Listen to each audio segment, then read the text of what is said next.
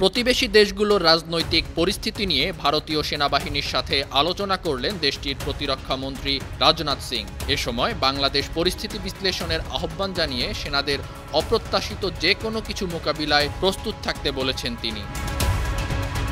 উত্তরপ্রদেশের লখনৌতে চলছে joint commander conference. বৃহস্পতিবার সমাপনী অনুষ্ঠানে বক্তব্য দেন প্রতিরক্ষা মন্ত্রী রাজনাথ সিং। সেখানে ভারত চীন সীমান্ত ও প্রতিবেশী দেশগুলোর বর্তমান পরিস্থিতি এই অঞ্চলের স্থিতিশীলতাকে হুমকির মুখে ফেলেছে বলে জানান তিনি। এসব ঘটনা বিশ্লেষণ করে ভবিষ্যতে ভারত কী ধরনের সমস্যায় পড়তে পারে সেটি নিরূপণের জন্য সেনাবাহিনীকে আহ্বান জানান।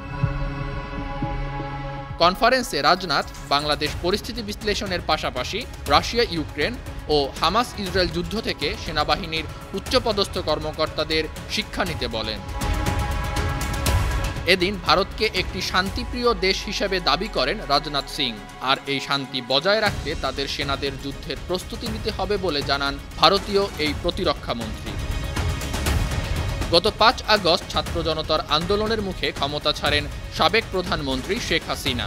পদত্যাগ করে তিনি যখন দিল্লিতে পৌঁছান তখন ভারতীয় প্রধানমন্ত্রী নরেন্দ্র মোদী উচ্চপদস্থ কর্মকর্তাদের নিয়ে একটি জরুরি বৈঠক করেন।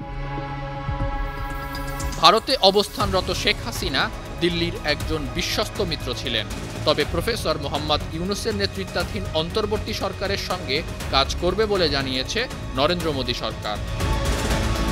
আন্তর্জাতিক ডেস্ক, 52 টিভি।